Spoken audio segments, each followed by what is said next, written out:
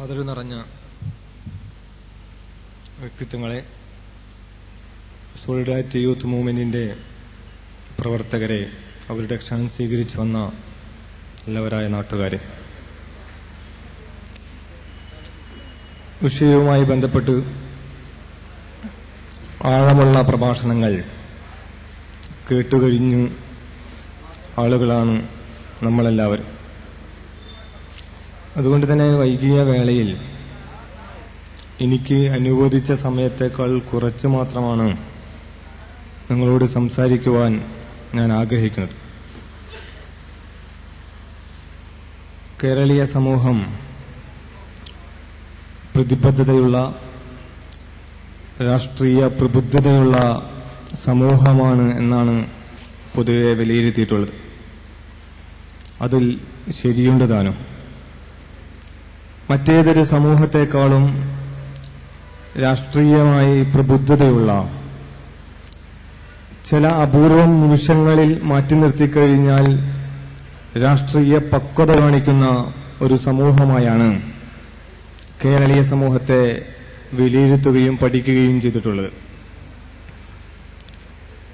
ആ പക്വതയ്ക്കുള്ള ഒരു പ്രധാന കാരണം കേരളത്തിലെ മാധ്യമങ്ങൾക്ക് കേരളീയ സമൂഹത്തിലുള്ള സ്വാധീനമാണ് എന്ന് കാണാൻ കഴിയും. കേരളത്തിലെ പ്രശസ്ത എഴുത്തുകാരി പി. വത്സല കേരളീയ സമൂഹത്തെയും അമേരിക്കയിലെ ഉദ്യോഗ സമൂഹത്തെയും താരതമ്യം ചെയ്തുകൊണ്ട് അമേരിക്കയിലുള്ള അവരുടെ യാത്രാ അനുഭവക്കുറിപ്പിൽ സൂചിപ്പിക്കുന്നത് നമുക്ക് കാണാൻ കഴിയും. അമേരിക്കയിലെ ഉദ്യോഗസ്ഥന്മാർ തിങ്ങിത്താമസിക്കുന്ന ഒരു വില്ലേജിലൂടെ രാവിലെ ഒരു 5-6 മാസം നടക്കാനിറങ്ങിയിട്ട് ഒരു വീട്ടിലും ഒരു പത്രം പോലും വാങ്ങുന്നത് കാണാൻ കഴിഞ്ഞില്ല എന്ന് പി. വത്സല സൂചിപ്പിച്ചു. അതുകൊണ്ട് തന്നെ കേരളത്തിലെ സമൂഹമാണെങ്കിൽ ഒന്നിലധികം പത്രങ്ങൾ, ഒന്നിലധികം മാധ്യമങ്ങൾ കാണുകയും കേൾക്കുകയും വായിക്കുകയും അവരുടെ നിലപാടുകൾ രൂപീകരിക്കുന്നതിന് അത് സഹായിക്കുകയും ചെയ്യുന്നത് നമുക്കറിയാം. ഇത്തരത്തിലുള്ള സമൂഹത്തിൽ മാധ്യമങ്ങൾ നിർവഹിക്കുന്ന പങ്ക് സാമ്രാജ്യത്വത്തിനും ഫാഷിസത്തിന്റെയും അജണ്ടകളുടെ പൂർത്തീകരണത്തിന് ഇടവരുത്തുന്നില്ലേ എന്ന വളരെ നിർണായകവും കേരളീയ സമൂഹത്തിൽ ചോദിക്കുകയാണ് ഈ ചർച്ചയുടെ ഒരു വശം എന്ന് ഞാൻ മനസ്സിലാക്കുന്നു. അങ്ങനെ കേരളീയ മാധ്യമങ്ങൾ ഒരു ആഗോള സാമ്രാജ്യത്വ വിരുദ്ധതയും ഫാഷിസ്റ്റ് വിരുദ്ധതയും നിരന്തരമായി പ്രകടിപ്പിക്കുമ്പോൾ തന്നെ പലപ്പോഴും അതിന്റെ ലേഖനങ്ങളിൽ, അതിന്റെ അച്ചുകൂടങ്ങളിൽ പുരളുന്ന മഷികളുടെ അന്തർധാരകളായിക്കൊണ്ട് ഫാഷിസത്തിന്റെയും സാമ്രാജ്യത്വത്തിന്റെയും അജണ്ടകളുടെ പൂർത്തീകരണങ്ങൾ നിരന്തരമായി സംഭവിച്ചുകൊണ്ടിരിക്കുന്നുണ്ട് എന്ന് നമുക്ക് കാണാൻ കഴിയും. കേരളത്തിലെ മുസ്ലിം സമൂഹവും ലോകതലത്തിലുള്ള മുസ്ലിം സമൂഹവും ഒരു തരത്തിലുള്ള അരക്ഷിതാവസ്ഥ അനുഭവിക്കുന്നത് വളരെ അടുത്ത കാലത്തെ ഒരു അനുഭവം മാത്രമല്ല എന്ന് നമുക്കറിയാം. കേരളീയരായ നമ്മെ സംബന്ധിച്ചിടത്തോളം അത് കൂടുതൽ തീക്ഷ്ണമായി അനുഭവിച്ചത് കഴിഞ്ഞ ഓഗസ്റ്റ് 15 ശേഷമുള്ള സംഭവമാണെന്ന് കാണാൻ കഴിയും. പക്ഷെ കേരളീയ സമൂഹത്തിൽ രൂപപ്പെട്ടുകൊണ്ടിരിക്കുന്ന, അല്ലെങ്കിൽ രൂപപ്പെട്ടു വന്നുകൊണ്ടിരിക്കുന്ന ഒരു മനോഭാവത്തെ, അവരുടെ പൊതു മനോഭാവങ്ങളെയും അവരുടെ പൊതുബോധത്തെയും, കേരളീയ സമൂഹത്തിന്റെ പൊതുബോധങ്ങളിൽ വന്നുകൊണ്ടിരിക്കുന്ന മാറ്റങ്ങളെ വിശകലനം ചെയ്യുകയും അപഗ്രഥിക്കുകയും ചെയ്യാതെ കേരളത്തിൽ നടന്നുകൊണ്ടിരിക്കുന്ന ഇത്തരത്തിലുള്ള ഭീകരവേട്ടകളും മാധ്യമങ്ങളും സെക്കുലർ ബുദ്ധിജീവികളും കേരളത്തിലെ രാഷ്ട്രീയ നേതാക്കന്മാരും സാംസ്കാരിക നായകന്മാരുമെല്ലാവരുടെയും പ്രതികരണങ്ങളെ വിശകലനം ചെയ്യുക നമുക്ക് സാധ്യമല്ല.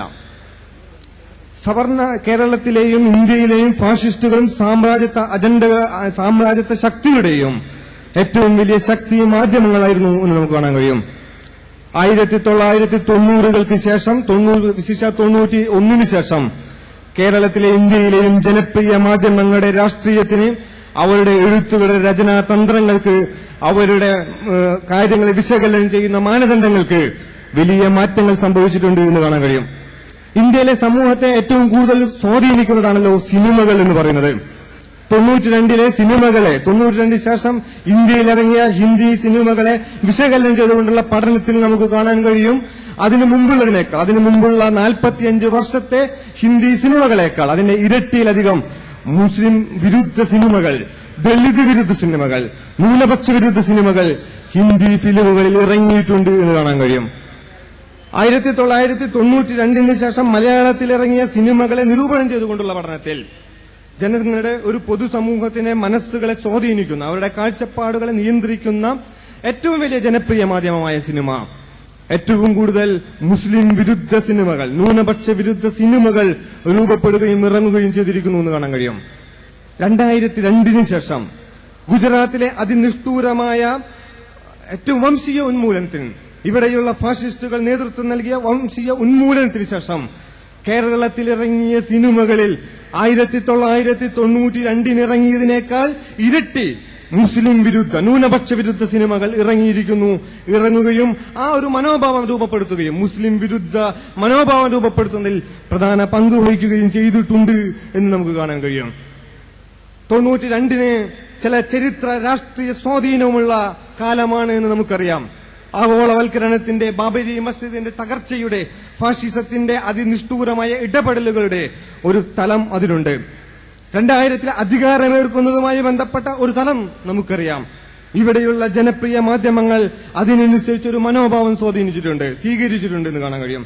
മലപ്പുറത്ത് ബോംബുണ്ടാക്കുന്ന ഒരു കേന്ദ്രമാണ് എന്ന ഒരു നായകന്റെ, ഒരു ജനപ്രിയ സിനിമയിലെ നായകന്റെ നിർദോഷമായ സംസാരം മുതൽ പർദ്ദ ധരിക്കുമ്പോൾ എന്റെ ശരീരത്തിന് മാത്രമല്ല മറയിടുന്നത്, എന്റെ മനസ്സിന് പോലും മറയിടുന്നുവെന്ന് കേരളത്തിൽ ഏറ്റവും അവസാനം ജനങ്ങൾ ഏറ്റവും ആകർഷിച്ചുകൊണ്ടിരിക്കുന്ന ഒരു സിനിമയിലെ സംഭാഷണം വരെ നിരന്തരമായി ഒരു മനോഭാവത്തിന്റെ നിർമ്മിതിയുടെ ഒരു പൂർത്തീകരണമാണ്. 2000 ഈ വർഷത്തെ ആഗസ്റ്റ് 15 ശേഷം ഇവിടത്തെ തീവ്രവാദികൾ എന്ന് ആരോപിക്കപ്പെടുന്ന 4 ചെറുപ്പക്കാരെ പിടിച്ചപ്പോഴേക്കും, മുഹ്സിൻ എന്ന പേര് കേൾക്കുമ്പോഴേക്കും ഇവർ ഭീകരവാദികളും രാജ്യദ്രോഹികളും രാജ്യത്തിന്റെ ശത്രുക്കളുമാണ് എന്ന മനോഭാവം സൃഷ്ടിച്ചത് എന്ന് കാണാൻ കഴിയും. ഫാഷിസത്തിന്റെ അജണ്ടകളെ തിരിച്ചറിയുന്നതിൽ കേരളത്തിലെ പൊതുസമൂഹത്തിന് ചില വീഴ്ചകൾ സംഭവിച്ചിട്ടില്ലേ എന്ന വളരെ മൌലികവും സങ്കീർണവും നിർണായകവുമായൊരു ചോദ്യം നമ്മെ ചോദിക്കാൻ ഇടവരുത്തുകയാണ്. കേരളത്തിന്റെ പൊതുസമൂഹം എങ്ങനെ രൂപപ്പെട്ടിരിക്കുന്നു എന്ന് നമ്മൾ ആ രൂപപ്പെടുത്തുന്നതിൽ കേരളത്തിലെ ഫാഷിസ്റ്റുകൾ അധികാരത്തിലേറാത്ത, കേരളത്തിൽ ഭരണം നിർവഹിക്കാത്ത, കേരളത്തിന്റെ കുഞ്ചിക സ്ഥാനങ്ങളിൽ പ്രത്യക്ഷത്തിൽ ഇരിക്കുന്നില്ലെന്ന് നമ്മൾ തെറ്റായി വിശ്വസിക്കുന്ന ഒരു സമൂഹത്തിൽ, ഇവിടെ ഏറ്റവും കൂടുതൽ വികസിത ജനാധിപത്യമെന്ന് നമ്മൾ വിശ്വസിക്കുന്ന, കേരളത്തിൽ ഏറ്റവും ശക്തമായ മതേതര പാരമ്പര്യമുണ്ടെന്ന് വിശ്വസിക്കുന്ന, മതസൗഹാർദ്ദമുണ്ടെന്ന് വിശ്വസിക്കുന്ന ഒരു കേരളീയ സമൂഹത്തിൽ വരെ ഇതിന്റെ സ്വാധീനമുണ്ടെന്ന് കാണാൻ കഴിയും.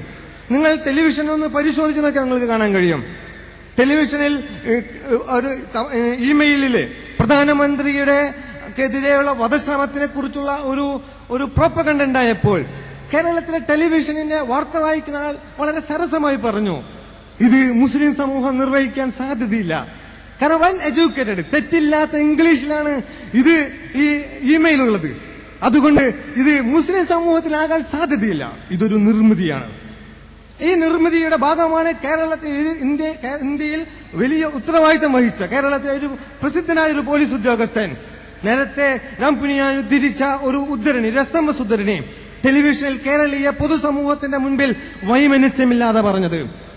മുസ്ലിങ്ങളെല്ലാവരും ഭീകരവാദികളാണെന്ന് ഞാൻ വിശ്വസിക്കുന്നില്ല. പക്ഷേ ഭീകരവാദികൾ അധിക പേരും, ഭീകരന്മാരെല്ലാവരും മുസ്ലിങ്ങളാണ് എന്ന് അദ്ദേഹത്തിന് വൈമനസ്യമില്ലാതെ പറയുവാൻ, അത് കേൾക്കുവാൻ, അത് ഉൾക്കൊള്ളുവാൻ ഒരു സമൂഹം തയ്യാറായത്. ഒരു സംഭവം കേരളത്തിലെ മുസ്ലിം സമൂഹത്തിന്റെ ഇടയിൽ, അല്ലെങ്കിൽ മുസ്ലിം സമൂഹത്തിനും ഇവിടെയുള്ള ബഹുഭൂര ഹൈന്ദവ ക്രൈസ്തവ സമൂഹത്തിന് ഇടയിൽ അറിയാത്ത ഒരു മറകൾ കഴിഞ്ഞ 10-15 വർഷങ്ങൾക്കുള്ളിൽ രൂപപ്പെട്ടിട്ടുണ്ടെന്നും ആ ഒരു തരത്തിലുള്ള അദൃശ്യമായ മറകളിൽ, തടവറകളിൽ അവർ ഓരോരുത്തരും അഭിരമിക്കുകയും അതിന് തൊട്ടപ്പുറത്തുള്ള തന്റെ അടുത്ത സുഹൃത്തിനെ ഒരുപാട് സംസാരിക്കുമ്പോൾ തന്നെ സംശയത്തോടുകൂടി കാണുന്ന ഒരു തരത്തിലുള്ള അരാജകത്വത്തിന്റെ, ഭീതിയുടെ, സംശയത്തിന്റെ ഒരു ഹൃദയവും മനസ്സും ഒരു കാഴ്ചപ്പാടും വളർത്തിയെടുക്കുന്നതിൽ ഫാഷിസ്റ്റുകൾ വിജയിച്ചതുകൊണ്ടാണ് കഴിഞ്ഞ 90 ദിവസത്തിനുള്ളിൽ ഒരു സമൂഹം വേട്ടയാടുന്നു എന്ന പേരിൽ കഴിഞ്ഞ ഏറ്റവും പുതിയ കേരളത്തിലെ പ്രസിദ്ധമായ 2 വാരികകൾക്ക് അവരുടെ കവർ സ്റ്റോറിയാക്കി മുസ്ലിം ഭീകരത എന്നതും മുസ്ലിം സമൂഹം ഇങ്ങനെ ഭീകരമായി ചിത്രീകരിക്കാൻ പാടില്ല എന്ന് എഴുതുവാൻ നിർബന്ധിതരായത് എന്ന് നമ്മൾ മനസ്സിലാക്കണം. അതുകൊണ്ട് തന്നെ എളുപ്പത്തിൽ പരിഹരിക്കാവുന്ന ഒരു വിഷയമല്ല ഇത് എന്നതാണ് അർത്ഥം. കേരളത്തിലെ വളരെ എളുപ്പത്തിൽ പരിഹരിക്കാൻ കഴിയുന്ന, കേരളത്തിലെ പൊതുസമൂഹത്തിന്റെ ഹൃദയങ്ങളിലേക്ക് അവരുടെ സംശയത്തിന്റെ വിത്തുകളെ എളുപ്പത്തിൽ പിഴുതുമാറ്റുവാൻ സാധ്യമല്ല എന്നതാണ് ഇതിന്റെ അർത്ഥം. ഇത് ഇന്നത്തെ പ്രഭാഷണങ്ങളിലൂടെയോ ഒരു റാലിയിലൂടെയോ ഒരു വലിയ ലേഖന പരമ്പരകളിലൂടെ നീക്കാൻ കഴിയാത്തവണ്ണം ആഴവും പരപ്പും കേരളീയ സമൂഹത്തിൽ ഇത് ഉണ്ടാക്കിയിട്ടുണ്ട് എന്ന് നമ്മൾ മനസ്സിലാക്കണം. ഇവിടെയുള്ള ഫാഷിസ്റ്റുകൾ, സാമ്രാജ്യത്വ ശക്തികൾ വിജയിച്ചതിന്റെ ലക്ഷണങ്ങളാണ്, ലക്ഷണത്തിന്റെ തുടക്കം മാത്രമാണ് ഇത് എന്ന് മനസ്സിലാക്കുവാൻ എന്റെ സുഹൃത്തുക്കൾ തയ്യാറാകണമെന്നാണ് ഞാൻ സൂചിപ്പിക്കുന്നത്. അതിന്റെ അവസാനത്തെ ഒരു ഉദാഹരണം സൂചിപ്പിച്ചുകൊണ്ട് നിർത്തുകയാണ്. 4 SIOവിന്റെ പ്രവർത്തകർ, 3 SIOവിന്റെ പ്രവർത്തകർ തിരുവനന്തപുരത്ത് ഒരു ഹോമിയോ കോളേജിൽ ധാർമ്മികതയെക്കുറിച്ച്, സദാചാരത്തെക്കുറിച്ച് സംസാരിക്കാൻ തുടങ്ങി. അപ്പോഴാണ് ഈ തപാൽ ബോംബുമായി ബന്ധപ്പെട്ട സംഭവം ഉണ്ടാകുന്നത്. അതിനൊന്നയച്ചത് തിരുവനന്തപുരത്തെ ഹോമിയോ കോളേജിലേക്കായിരുന്നു. കോളേജിലേക്ക് ബോംബ് കിട്ടി. അപ്പോൾ പോലീസ് ഉദ്യോഗസ്ഥന്മാർ കോളേജിലേക്ക് വന്നു. ഉടനെ തന്നെ അവിടെയുള്ള ഒരു അധ്യാപകൻ, ഒരു മതേതര വിശ്വാസിയായ ഒരു അധ്യാപകൻ, കേരളത്തിലെ ഇടതുപക്ഷത്തിന്റെ കാര്യമായി പ്രവർത്തിച്ചുകൊണ്ടിരിക്കുന്ന ഒരു അധ്യാപകൻ, കുട്ടികൾ 1ാം വർഷത്തിൽ പഠിക്കുന്ന കുട്ടികൾ അറിയുന്ന അധ്യാപകൻ പറഞ്ഞു, 4 ഭീകരവാദികൾ ഈ കോളേജിൽ ഇപ്പോൾ ചേർന്നിട്ടുണ്ട്. 4 ഭീകരവാദികൾ ചേർന്നിട്ടുണ്ട്, അവരെക്കുറിച്ച് അന്വേഷിക്കണം. ഉടനെ തന്നെ ഇവിടെയുള്ള ചാനലുകളിലേക്ക്, പത്രമാധ്യമങ്ങളിലേക്ക് വിഷയം പോയി. അങ്ങനെ പത്രങ്ങളിലേക്ക് വന്നു. നോമ്പിന്റെ റമദാനിന്റെ മാസമായിരുന്നു. നോമ്പ് കാലത്തിന് വൈകുന്നേരം കേരളത്തിലെ പ്രസിദ്ധമായ ഒരു ചാനലിലെ ആളുകൾ വന്നു. കോളേജിൽ വന്ന് ചോദിച്ചു, കുട്ടികളെ കുറിച്ച് ചോദിച്ചു. അപ്പോൾ പറഞ്ഞു ഹോസ്റ്റലിൽ പോയി അന്വേഷിക്കാൻ.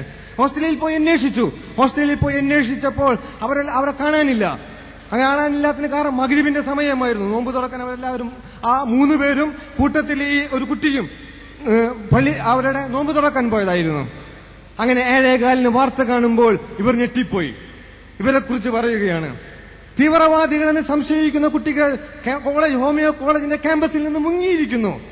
അവരെക്കുറിച്ച് സംശയമുണ്ടെന്ന് അവർക്ക് ബോധ്യപ്പെട്ടതിനാൽ ഒന്നുകിൽ പോലീസിന്റെ പിടിയിലാണ്, അല്ലെങ്കിൽ അവർ മുങ്ങിയിരിക്കുന്നു, അവരെ കാണാനില്ല.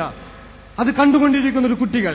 അവരെക്കുറിച്ച് കോളേജ് ക്യാമ്പസിൽ വന്ന ഒരു ചിത്രം, അതിലൊരു ഭീകരവാദിയുടെ നേതാവ് കോഴിക്കോട്ടുകാരനാണ്, 2 പേർ മലപ്പുറം ജില്ലക്കാരനാണ്, ഒരുത്തൻ കൊല്ലം ജില്ലയിലെ കൊട്ടാരക്കാരനാണ്.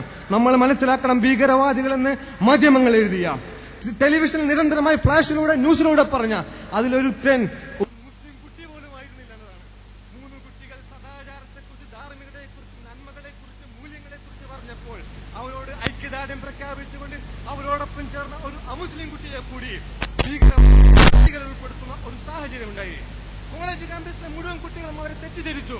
ആഴ്ചകളോളം അവർ മാനസികമായി പീഡിപ്പിക്കപ്പെട്ടു. ഒരു കോളേജിലെ അവരുടെ തൊട്ടടുത്ത സുഹൃത്തിനെ നിരന്തരമായി അടി നടക്കുന്ന ഒരു ക്യാമ്പസിൽ, നിരന്തരമായി സംഘർഷം നടക്കുന്ന ഒരു ക്യാമ്പസിൽ ഒരു 4 കുട്ടികൾ ഒന്നും ചെയ്യാതിരുന്നിട്ട് പോലും കോളേജിലെ മൊത്തം കുട്ടികൾ അവരെ ബഹിഷ്കരിക്കുന്ന മനസ്സിലുണ്ടാക്കി. ഒരു പരീക്ഷകൾ അവർക്ക് നഷ്ടപ്പെട്ടു. അങ്ങനത്തെ ഒരു മനോഭാവം വളരെ പെട്ടെന്ന് അധ്യാപകർക്ക്, അവർക്കുള്ള സ്റ്റാഫുകൾക്ക്, അവരുടെ സഹപ്രവർത്തകർക്ക്, അവിടെയുള്ള കുട്ടികൾക്ക് അങ്ങനെ രൂപപ്പെട്ടു. ആഴ്ചകൾക്ക് ശേഷം എല്ലാവരും മാപ്പ് പറഞ്ഞു. ഒരു മാപ്പ് പറയുന്നതോടുകൂടി തീരുന്നതില്ലെന്നും വളരെ പെട്ടെന്ന് ഇത്തരത്തിലുള്ള സെൻസേഷൻ റിപ്പോർട്ടുകൾ ഉൾക്കൊള്ളുവാൻ മാത്രം കേരളീയ പൊതുമനസ്സ് പാകപ്പെട്ടിരിക്കുന്നു എന്ന ഭീതിജനകമായ ഒരു അവസ്ഥയെ തൊട്ടുണർത്താതെ, അതിനെ മനസ്സിലാക്കാതെ, അതിനെ വിശകലനം ചെയ്യാതെ, അതിന് പരിഹാരം കാണാതെ ഇവിടെയുള്ള സമൂഹത്തിന്, മുസ്ലിം സമൂഹത്തിനും അമുസ്ലിം സമൂഹത്തിനും ഇവിടെയുള്ള ബുദ്ധിജീവികൾക്കും സാംസ്കാരിക നായകന്മാർക്കും കേരളത്തെക്കുറിച്ചുള്ള പുതിയ ചിന്തകൾ, കേരളത്തിന്റെ സൗഹാർദ്ദത്തെക്കുറിച്ചുള്ള ചിന്തകൾക്ക് വലിയ പ്രസക്തി ഉണ്ടാവുകയില്ല എന്ന് സൂചിപ്പിച്ചുകൊണ്ട് ഞാൻ നിർത്തുകയാണ്. എല്ലാവർക്കും നന്ദി, നമസ്കാരം. സമാപന പ്രഭാഷണം സോളിഡാരിറ്റി ജനറൽ സെക്രട്ടറി. വൈകിയ വേളയിൽ വളരെ പരിമിതമായ ചില കാര്യങ്ങൾ മാത്രം സഹോദരന്മാരുടെ ശ്രദ്ധയിൽ കൊണ്ടുവരാനാണ് ആഗ്രഹിക്കുന്നത്. പലരും സൂചിപ്പിച്ചതുപോലെ ആഗോള ഭീകര സാമ്രാജ്യത്വത്തിന്റെ അവസാനത്തെ അജണ്ട, അതല്ലെങ്കിൽ അവരുടെ കയ്യിലുള്ള അവസാനത്തെ ആയുധവും നമ്മുടെ രാജ്യത്ത്, പ്രത്യേകിച്ച് സാക്ഷര പ്രബുദ്ധ കേരളത്തിലേക്ക് കൈമാറ്റം ചെയ്യപ്പെട്ടതിന്റെ വിഭ്രാന്തിയിലും അതുപോലെ തന്നെ അസ്വസ്ഥതയിലുമാണ് ആധുനിക കേരളം മുന്നോട്ട് പോയിക്കൊണ്ടിരിക്കുന്നത്. ആഗോള സാമ്രാജ്യത്വത്തിനെതിരെ ആഗോളതലത്തിൽ ഉയർന്നു വന്നുകൊണ്ടിരിക്കുന്ന സാമ്രാജ്യത്വ വിരുദ്ധ ചെറുത്തുനിൽപ്പുകളെ ദുർബലപ്പെടുത്തുന്നതിനു വേണ്ടി സാമ്രാജ്യത്വ ശക്തികൾ കെട്ടിയെഴുന്നള്ളിച്ച ആരോപണമാണ് ആഗോള ഭീകരവേട്ട എന്ന് പറയുന്നത്. മിഡിൽ ഈസ്റ്റിൽ നേരത്തെ സൂചിപ്പിച്ചതുപോലെ സാമ്രാജ്യത്വ ശക്തികൾക്ക് വേരൂന്നുന്നതിനു വേണ്ടിയാണ് ഭീകരവേട്ട എന്ന പദപ്രയോഗം സാമ്രാജ്യത്വം രംഗത്തിറക്കിയത്. മിഡിൽ ഈസ്റ്റിൽ നിന്ന് അമേരിക്കയ്ക്ക് കാലുകുത്താൻ കഴിയാത്ത ഒരു സാഹചര്യം രൂപപ്പെട്ടു കഴിഞ്ഞിരിക്കുന്നു. ലബനാനിന്റെ, ഇറാഖിന്റെ, ഇറാനിന്റെ, സിറിയയുടെ, ഏറ്റവും അവസാനം ലാറ്റിൻ അമേരിക്കൻ രാജ്യങ്ങളിൽ നിന്നുണ്ടായിക്കൊണ്ടിരിക്കുന്ന സാമ്രാജ്യത്വ വിരുദ്ധ പോരാട്ടത്തിന്റെ ഐക്യ കാഹളം മുഴങ്ങിക്കൊണ്ടിരിക്കുന്നത്. സാമ്രാജ്യത്വത്തിന്റെ ഇത്തരത്തിലുള്ള കുപ്രചരണങ്ങൾ ഇനി ആഗോള സമൂഹത്തിൽ വിലപ്പോകില്ല എന്നതിന്റെ ഏറ്റവും നല്ല ഉദാഹരണമാണ്. പക്ഷേ ആ അർത്ഥത്തിൽ വിലപ്പോകാത്ത, തിരിച്ചടി നേരിട്ടുകൊണ്ടിരിക്കുന്ന, ലോകം മുഴുവൻ തിരിച്ചറിഞ്ഞുകൊണ്ടിരിക്കുന്ന യാഥാർത്ഥ്യങ്ങളെ തിരിച്ചറിയുവാൻ ഇന്ത്യൻ ഭരണകൂടത്തിനും ആ ഭരണകൂടത്തിന് കീഴിലുള്ള ഈ കൊച്ചു കേരള സംസ്ഥാനത്തിനും കഴിയുന്നില്ല എന്നതാണ് സോളിഡാരിറ്റിയെ പോലുള്ള ഒരു ആദർശ യുവജന പ്രസ്ഥാനത്തിന് ഇത്തരത്തിലുള്ള ഉജ്ജ്വലമായ റാലികളും അതുപോലെ തന്നെ ബോധവൽക്കരണ പ്രതിഷേധ പരിപാടികളും സംഘടിപ്പിക്കുവാൻ പ്രേരണ ചെലുത്തുന്നത് എന്ന കാര്യം സാന്ദർഭികമായി ഉണർത്തുവാൻ ഞാൻ ആഗ്രഹിക്കുകയാണ്. എത്രമാത്രം ആലോചിച്ചിട്ടും സാമ്രാജ്യത്വ വിരുദ്ധ പോരാട്ടത്തിന്റെ പേരിൽ അഭിമാനം നടിക്കുന്ന ഇടതുപക്ഷ പ്രസ്ഥാനം നേതൃത്വം നൽകുന്ന ഒരു ഇടതുപക്ഷ ഗവൺമെന്റിന്റെ കീഴിൽ എന്തുകൊണ്ട് സാമ്രാജ്യത്വ ശക്തികളുടെ പേറ്റന്റ് അവർക്ക് അവകാശപ്പെടുന്ന ഭീകരവേട്ട കൊടിയേരിയുടെ കയ്യിലേക്ക് കൈമാറി എന്നത് മനസ്സിലാക്കുവാൻ ഈ കാലഘട്ടത്തിൽ കേരളത്തിലെ പ്രബുദ്ധ സമൂഹത്തിന് സാധിക്കുന്നില്ല എന്നാണ് എനിക്ക് സാന്ദർഭികമായി സൂചിപ്പിക്കുവാനുള്ളത്. ഏതാനും മാസങ്ങൾക്ക് മുമ്പ് കേരളത്തിൽ സാമ്രാജ്യത്വ വിരുദ്ധ പോരാട്ടത്തിന്റെ പേരിലാണ് ഇടതുപക്ഷ ഗവൺമെന്റ് അധികാരത്തിൽ വന്നത്. അധികാരത്തിൽ വന്നതിന് ശേഷം ഈ ആഗോള സമൂഹത്തിൽ ഉയർന്നുവരുന്ന മുദ്രാവാക്യത്തെ ഇന്ത്യൻ ഗവൺമെന്റ് അറിഞ്ഞോ അറിയാതെ ഏറ്റെടുത്ത മുദ്രാവാക്യത്തെ അതേപടി അണ്ണാക്ക് തൊടാതെ വിഴുങ്ങാനാണ് ഇടതുപക്ഷം സന്നദ്ധമാകുന്നതെങ്കിൽ ഇത് ഇടതോ അതല്ല അതിനപ്പുറത്ത് ഏറ്റവും നാറിയ വലതോ എന്ന് ചോദിക്കുവാൻ ഈ സന്ദർഭം ഞാൻ ഉപയോഗപ്പെടുത്തുകയാണ്. എവിടേക്കാണ് നമ്മുടെ ഗവൺമെന്റിന്റെ മുന്നോട്ടുള്ള പ്രയാണമെന്ന് നിങ്ങൾ ആലോചിക്കണം. സാമ്രാജ്യത്വ ശക്തികൾ ഈ അടുത്ത് നടത്തിക്കൊണ്ടിരിക്കുന്ന ഒരുപാട് ഭീകരവേട്ടയെക്കുറിച്ച് നമുക്കറിയാം, ഒരുപാട് വേട്ടയെക്കുറിച്ച് നമുക്കറിയാം. തൊപ്പി വെച്ചവനെ കണ്ടാൽ, താടി വെച്ചവനെ കണ്ടാൽ വിമാനത്തിൽ നിന്നിറക്കി വിടുകയും അതുപോലെ തന്നെ വിമാനയാത്ര വരെ അവർക്ക് നിഷേധിക്കുകയും ചെയ്യുന്ന ഒട്ടനവധി അനുഭവങ്ങൾ ആഗോള സമൂഹത്തിൽ ഞാനും നിങ്ങളും പത്രകോളങ്ങളിൽ വായിക്കുകയുണ്ടായി. USA-യിൽ നിന്ന് 3 കനേഡിയൻ ഡോക്ടർമാർ അവരുടെ യാത്രാ വിമാനത്തിൽ കയറിയപ്പോൾ അവർ യാത്ര ചെയ്യാനിരിക്കെ അവർ പ്രാർത്ഥന ചൊല്ലി. അവർ അറബിയിലാണ് പ്രാർത്ഥന ചൊല്ലി എന്നതുകൊണ്ട് ആ വിമാനം പുറപ്പെടാൻ പാടില്ല. അവർ 3 പേരെയും അവിടെ പിടിച്ചിറക്കി. ഡച്ച് പോലീസ് ഉദ്യോഗസ്ഥന്മാർ നമ്മുടെ കേരളത്തിൽ, നമ്മുടെ ഇന്ത്യ രാജ്യത്തിൽ നിന്ന്, ബോംബെയിൽ നിന്ന് വരുമാനമുണ്ടാക്കുവാനും രാജ്യത്തിന്റെ സമ്പദ് സമൃദ്ധിക്കും വേണ്ടിയിട്ട് വ്യാപാര മേഖലകളിൽ ഏർപ്പെട്ടിരിക്കുന്ന 12ഓളം വ്യാപാരികളെ അവരുടെ പേര് മുസ്ലിമാണ് എന്നതിന്റെ പേരിൽ മാത്രം പിടികൂടുകയും എന്നിട്ട് ക്രൂരമായി ചോദ്യം ചെയ്യുകയും ചെയ്ത സംഭവം അതിവിദൂരമല്ലല്ലോ. എന്നിട്ട് ഡച്ച് പോലീസ് ഇന്ത്യയോട് മാപ്പ് പറഞ്ഞു. മാപ്പ് കൊണ്ട് ഇന്ത്യ സായുജ്യമടഞ്ഞോ? അതുകൊണ്ട് തീരുന്നതാണോ ഈ രാജ്യത്തുള്ള ജനത കാത്തുസൂക്ഷിക്കുന്ന രാജ്യസ്നേഹത്തിനേറ്റ പരിക്ക് എന്ന് ചോദിക്കുവാൻ ഈ സന്ദർഭം ഞാൻ ഉപയോഗപ്പെടുത്തുകയാണ്. ഈ അർത്ഥത്തിൽ ആഗോളതലത്തിൽ നടന്നുകൊണ്ടിരിക്കുന്ന ഗൂഢാലോചനകളുടെ ചുവടൊപ്പിച്ചുകൊണ്ടാണ് നമ്മുടെ ഇന്ത്യ രാജ്യത്തും ചില ഈ അർത്ഥത്തിലുള്ള ഒരുപാട് പ്രവണതകൾ നടന്നുകൊണ്ടിരിക്കുന്നത്. മൊസാഞ്ഞി കൂടി മുട്ടിയ ഒരു സമൂഹത്തിന്റെ കഞ്ഞുകൂടി നിലനിർത്തുവാനുള്ള ശ്രമമാണ് നടത്തുന്നത് എന്ന് തിരിച്ചറിയുവാൻ പോലുമുള്ള വിവേകം നമ്മുടെ രാജ്യത്ത്, ഫാസിസത്തിന്റെ അന്ധത ബാധിച്ച നമ്മുടെ രാജ്യത്തെ ഉത്തരവാദിത്തപ്പെട്ട വ്യക്തികൾക്ക് നഷ്ടപ്പെട്ടിരിക്കുന്നു എന്ന് നിങ്ങൾ മനസ്സിലാക്കണം. ഇതിന്റെ ഭാഗമാണ് അഫ്സൽ ഗുരു സംഭവം, ഇതിന്റെ ഭാഗമാണ് ലക്നോ നാടകം, ഇതിന്റെ ഭാഗമാണ് രാജ്യത്ത് നടന്നുകൊണ്ടിരിക്കുന്ന ഭീകരവേട്ട എന്ന് പറയാതിരിക്കാൻ നിർവാഹമില്ല. അഫ്സൽ ഗുരുവിന്റെ വിഷയം ഇവിടെ ഒരുപാട് പരാമർശിക്കപ്പെട്ടതാണ്. അഫ്സൽ ഗുരു സംഭവവുമായി ബന്ധപ്പെട്ട ഇന്ത്യ രാജ്യത്ത് യഥാർത്ഥത്തിലുള്ള ഒരു വിശകലനവും വിശദീകരണവും നടന്നിട്ടുണ്ടോ? എന്റെ പ്രിയപ്പെട്ട സുഹൃത്തുക്കൾ അറിയേണ്ടതുണ്ട്. ആൺകുട്ടികളുണ്ടോ കേരളത്തിൽ എന്ന് വെല്ലുവിളിക്കുവാൻ ഞാൻ ഈ സന്ദർഭം ഉപയോഗപ്പെടുത്തുകയാണ്. ആൺകുട്ടികൾ കേരളത്തിലില്ല എന്ന് പറയാനുള്ള കാരണം അഫ്സൽ ഗുരു സംഭവം ഉൾപ്പെടെയുള്ള സംഭവത്തിൽ ഇന്ത്യ രാജ്യത്തേക്ക് നിങ്ങൾ തിരിഞ്ഞു നോക്കിയാൽ പെൺകുട്ടികൾ ആഴത്തോടുകൂടി പ്രതികരിക്കുന്ന, പെൺകുട്ടികൾ ആർജവത്തോടുകൂടി പ്രതികരിക്കുന്ന, സ്ത്രീത്വത്തിന്റെ ഭാഗത്ത് പ്രതികരണത്തിന്റെയും പ്രതിഷേധത്തിന്റെയും സ്വരമുയരുന്നത് എനിക്കും നിങ്ങൾക്കും ഇന്ത്യ രാജ്യത്ത് കണ്ടെത്താൻ കഴിയും. നന്ദിത അക്ഷറെ പോലെയുള്ള അരുന്ധതി റോയിയെ പോലെയുള്ള ആളുകൾ അഫ്സൽ ഗുരുവിന് വേണ്ടി സംസാരിക്കുമ്പോൾ ഇടതുപക്ഷത്തിന് കണ്ണുമഞ്ഞളിച്ച പോലീസ് ഉദ്യോഗസ്ഥന്മാർ നൽകുന്ന ഉപദേശങ്ങൾക്കനുസരിച്ച് ഈ രാജ്യത്ത് മന്ത്രിമാർ കോലം കെട്ടി വാർത്താമാധ്യമങ്ങൾക്ക് മുമ്പിൽ വിഷം ചീച്ചുന്ന പ്രവണതകളും പ്രസ്താവനകളും ഇറക്കുമ്പോൾ ഈ രാജ്യത്തെ സംബന്ധിച്ചിടത്തോളം ഒരൊറ്റ സാംസ്കാരിക നായകൻ, ഒരൊറ്റ ആക്ടിവിസ്റ്റുകൾക്ക് ഈ കേരളത്തിൽ ഈ ഭീകരവേട്ടക്കെതിരെ കാമ എന്നൊരക്ഷരം മുരിയാടുവാനുള്ളതിന്റെ ഇടം പോലും ഉണ്ടായില്ല എന്നതുകൊണ്ടാണ് ഞാൻ പറഞ്ഞത്. ഇന്ത്യയിലെ ഇത്തരത്തിലുള്ള സ്ത്രീകളെ കണ്ടുകൊണ്ട് പഠിക്കാൻ ഈ രാജ്യത്തുള്ള സാംസ്കാരിക നായകന്മാർ സന്നദ്ധമാകണമെന്ന് ഞാൻ പറഞ്ഞത്. അഫ്സൽ ഗുരു സംഭവം തന്നെ നമ്മൾ പരിശോധിക്കണം. പ്രത്യക്ഷത്തിൽ അദ്ദേഹത്തെ സംബന്ധിച്ചിടത്തോളം തെളിവില്ലെന്ന് കോടതി പറഞ്ഞു. അദ്ദേഹത്തിന്റെ ഭീകരബന്ധമില്ലെന്ന് കോടതി പറഞ്ഞു. കോട്ടയുമല്ല, കോട്ടയിൽ നിന്ന് അദ്ദേഹത്തെ ഒഴിവാക്കിയത് സുപ്രീം കോടതി ഉൾപ്പെടെയുള്ള 3 കോടതികളായിരുന്നു. അതെല്ലാം കഴിഞ്ഞതിന് ശേഷം തന്റെ ഭാഗം വാദിക്കുന്നതിന് വേണ്ടി രാം ജത്മാലിനിയെ പോലുള്ള ഏറ്റവും നല്ല ഉത്തരവാദിത്തപ്പെട്ട നിയമോപദേശകരെ അല്ലെങ്കിൽ നിയമരംഗത്ത് പ്രവർത്തിക്കുന്നവരെ അവലംബിച്ചപ്പോൾ അവരുടെ ഓഫീസ് വരെ തല്ലിത്തകർക്കുന്ന ഒരു സാമൂഹ്യ സാഹചര്യം, ഒരു രാഷ്ട്രീയ സാഹചര്യം എന്തുകൊണ്ട് ഇന്ത്യയിൽ ഉണ്ടായി എന്നെ സുഹൃത്തുക്കൾ ആലോചിച്ച് നോക്കേണ്ടതുണ്ട്. ഗാന്ധി രാജ്യത്ത് ഗാന്ധി ഘാതകന്മാർക്ക് വരെ, ഈ രാജ്യത്ത് ഇന്ദിരാഗാന്ധിയെ അവധിച്ചവർക്ക് വരെ, ഈ രാജ്യത്ത് ഉത്തരവാദിത്തപ്പെട്ട പ്രധാനമന്ത്രിമാർക്ക് നേരെ നിറയൊഴിച്ചവർക്ക് വരെ വാദിക്കുവാനുള്ള സൗകര്യവും അതുപോലെ തന്നെ കേസ് നടത്തുവാനുള്ള സംവിധാനവുമുള്ള ഇന്ത്യയിൽ എന്തുകൊണ്ട് നിരപരാധിയാണോ അപരാധിയാണോ എന്ന് തെളിയിക്കപ്പെടുവാനുള്ള സാഹചര്യം അഫ്സൽ ഗുരുവിനെ നിഷേധിക്കപ്പെടുന്നു എന്നതാണ് ഇന്ന് ഇന്ത്യയിൽ നിന്ന് ആക്ടിവിസ്റ്റുകൾ ചോദിച്ചുകൊണ്ടിരിക്കുന്നത്. അപ്പോഴും നമ്മുടെ പ്രധാനമന്ത്രി പറയുന്നു ന്യൂനപക്ഷങ്ങളെ ഒറ്റപ്പെടുത്തരുത് എന്ന്. ഇതിന്റെ അതേ പകർപ്പ്, ബുഷിന്റെ അതേ പകർപ്പ്, അതുപോലെ തന്നെ ഈ പറയപ്പെടുന്ന ഇന്ത്യൻ പ്രധാനമന്ത്രിയുടെ അതേ പകർപ്പ് എന്തുകൊണ്ട് ഇടതുപക്ഷ പ്രസ്ഥാനവും അതേപോലെ ഫോട്ടോസ്റ്റാറ്റ് എടുത്തു എന്നതാണ് എന്റെ ചോദ്യം. എന്റെ പ്രിയപ്പെട്ട സുഹൃത്തുക്കൾ അറിയണം, ആരാണ് ഇന്ത്യയിൽ ഭീകരവാദത്തിന്റെ പാരമ്പര്യമുള്ളവർ, ആരാണ് ഇന്ത്യയിൽ വർഗീയവാദത്തിന്റെയും തീവ്രവാദത്തിന്റെയും പാരമ്പര്യമുള്ളവർ, ആരാണ് ഇന്ത്യൻ ഡെമോക്രസിക്ക് പരിക്കേൽപ്പിച്ചിട്ടുള്ളവർ. എന്റെ പ്രിയപ്പെട്ട സുഹൃത്തുക്കൾ പരിശോധിക്കണമെന്നാണ് എനിക്ക് പറയുവാനുള്ളത്. ഗാന്ധി വധമാണല്ലോ ഇന്ത്യക്കേറ്റ ഏറ്റവും വലിയ ദുരന്തം. സ്വതന്ത്ര ഭാരതത്തിനേറ്റ ഗാന്ധി വധമാകുന്ന ഏറ്റവും വലിയ ദുരന്തത്തിന്റെ പിന്നിൽ പ്രവർത്തിച്ചതാര് എന്റെ പ്രിയപ്പെട്ട സുഹൃത്തുക്കൾ പഠിക്കേണ്ടതുണ്ട്. അതുപോലെ തന്നെ നമ്മുടെ രാജ്യത്തെ സംബന്ധിച്ചിടത്തോളം ഒരുപാട് വർഗീയ കലാപങ്ങൾക്ക് പിന്നിൽ പ്രവർത്തിച്ചതാര് എന്റെ പ്രിയപ്പെട്ട സുഹൃത്തുക്കൾ പരിശോധിക്കേണ്ടതുണ്ട്.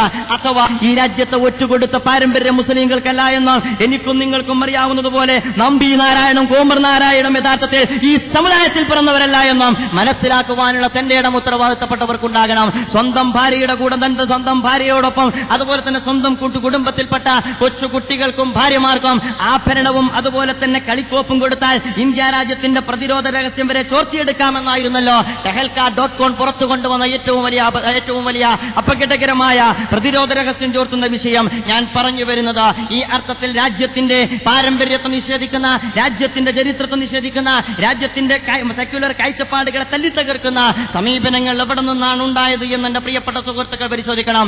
എന്നിട്ടും ഈ സമുദായത്തിന് ഇന്ത്യയിലെ ഉത്തരവാദിത്തപ്പെട്ട സൈനിക സംവിധാനത്തിൽ ഉൾപ്പെടെ അപ്രഖ്യാപിത വിലക്ക് പ്രഖ്യാപിച്ചിരിക്കുന്നു. ഇത് എവിടേക്കാണ് ഈ രാജ്യത്തെ കൊണ്ടെത്തിക്കുക എന്ന് എന്റെ പ്രിയപ്പെട്ട സുഹൃത്തുക്കൾ മനസ്സിലാക്കേണ്ടതുണ്ട്.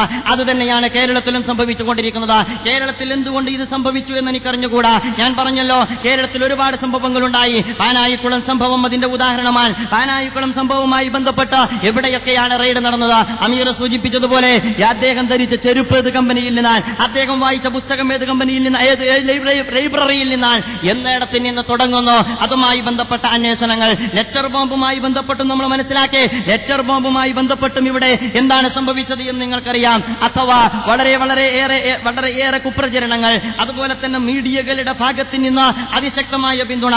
എന്നിട്ടൊരു സമുദായത്തെ സംശയത്തിന്റെ മുൾമുനയിൽ നിർത്തിക്കൊണ്ടാണ് കഴിഞ്ഞ ദിനരാത്രങ്ങളിലൂടെ കേരളം മുന്നോട്ട് പോയതെന്ന് നിങ്ങൾ മനസ്സിലാക്കേണ്ടതുണ്ട്.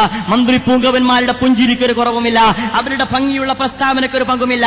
നിങ്ങളുടെ പുഞ്ചിരിയും ഭംഗിയുള്ള പ്രസ്താവനയുമല്ല വേണ്ടത്, ആർജവമുള്ള നിലപാടെടുക്കുവാൻ നിങ്ങൾ സന്നദ്ധമാണോ എന്ന് ചോദിക്കുവാൻ ഈ സന്ദർഭം ഞാൻ ഉപയോഗപ്പെടുത്തുകയാണ്.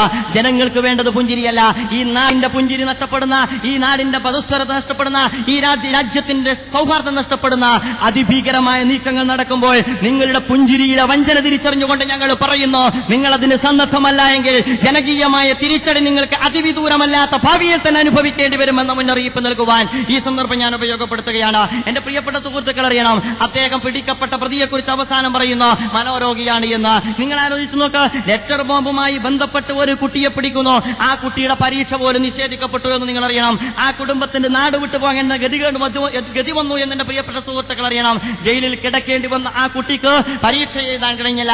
അവസാനം നിങ്ങളുടെ മാപ്പ് എന്ന് പറയുന്ന 2 അക്ഷരം കൊണ്ട് തീരുന്നതല്ല ആ കുടുംബത്തിന് സംഭവിച്ചിരിക്കുന്ന നഷ്ടം എന്ന് ഉത്തരവാദിത്തപ്പെട്ട ഉദ്യോഗസ്ഥന്മാർ മനസ്സിലാക്കേണ്ടിയിരുന്നു എന്നാണ് എനിക്ക് പറയുവാനുള്ളത്. ഇവിടെ മനോരോഗി അവസാനം പിടിക്കപ്പെട്ടോ മറ്റൊരു വ്യക്തിയെ, ആ പിടിക്കപ്പെട്ട വ്യക്തി മുഹ്സിനല്ലാത്തത് കൊണ്ട് അയാൾ മനോരോഗിയായി പോയി. ഞാൻ ചോദിക്കുന്നു, മനോരോഗം ബാധിച്ചത് ഈ പറയപ്പെട്ട പ്രതിക്കാണോ അതല്ല ഈ ഉദ്യോഗസ്ഥന്മാർക്കാണോ എന്ന് ചോദിക്കുവാൻ ഈ സന്ദർഭം ഞാൻ ഉപയോഗപ്പെടുത്തുകയാണ്. നമ്മുടെ ഉദ്യോഗസ്ഥന്മാർക്ക് എന്താണ് സംഭവിച്ചത്?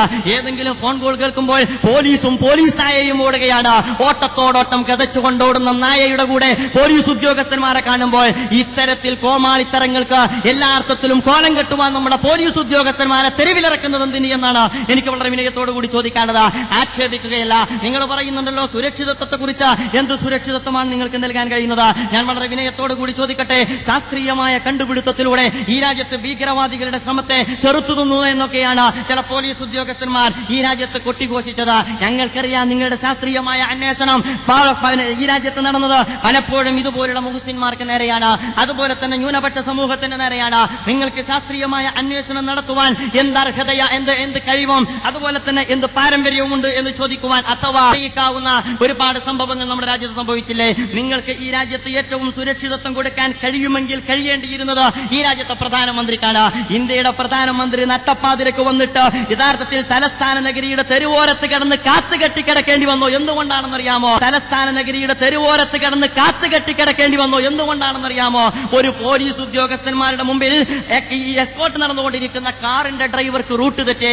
എത്ര ദിവസം പരിശീലനം? 2-3 ദിവസം പരിശീലനം. ഒരുപാട് ട്രയൽ ഓടിയതിനു ശേഷം, ഒരുപാട് ഈ അർത്ഥത്തിൽ ട്രയൽ നടത്തിയതിനു ശേഷം അവസാനം പ്രധാനമന്ത്രിയുടെ സുരക്ഷിതത്വം പോലും ഭദ്രമായി നിർവഹിക്കാൻ കഴിയാത്തവരാണ് ശാസ്ത്രീയമായി കാര്യങ്ങൾ കണ്ടെത്തിക്കൊണ്ടിരിക്കുന്നു എന്ന് ആളുകളോട് പറഞ്ഞുകൊണ്ടിരിക്കുന്നത്. ഞാൻ പറയുന്നു, ഇതൊന്നും യഥാർത്ഥത്തിൽ ഉദ്യോഗസ്ഥന്മാരുടെ ഏതെങ്കിലും അർത്ഥത്തിലുള്ള മികവ് കൊണ്ടല്ല എന്നും ഈ കേരളത്തിന്റെ പ്രബുദ്ധതയാണ് ഇന്ത്യൻ പ്രധാനമന്ത്രിക്കും സുരക്ഷിതത്വമേകിയത് എന്നും തിരിച്ചറിയുവാനുള്ള അകക്കണ്ട ഉത്തരവാദിത്തപ്പെട്ട ഉദ്യോഗസ്ഥന്മാർക്കുണ്ടാകണമെന്ന് ഈ സന്ദർഭത്തിൽ ഉണർത്തുവാൻ ഞാൻ ആഗ്രഹിക്കുകയാണ്. ചില ആളുകളുടെ പ്രണയ നൈരാശ്യം, ചില ആളുകളുടെ മനോരോഗം, ഇങ്ങനെ സകല മനോരോഗവും പ്രണയ നൈരാശ്യവും ഒരു സമുദായത്തിന്റെ മേലെ വെച്ച് ചാർത്താനാണ് ശ്രമമെങ്കിൽ അത് അതിവിദൂരമല്ലാത്ത രീതിയിലുള്ള തിരിച്ചടി അഭിമുഖീകരിക്കേണ്ടി വരുമെന്ന് സൂചിപ്പിക്കുവാൻ ഈ സന്ദർഭം ഞാൻ ഉപയോഗപ്പെടുത്തുകയാണ്. ഇന്ന് താടി വെക്കാൻ പാടില്ല, ഇന്ന് തലപ്പാ വെക്കാൻ പാടില്ല, ഇന്ന് നേരാവണ്ണം പള്ളിയിലേക്ക് കയറിയിറങ്ങാൻ പാടില്ല.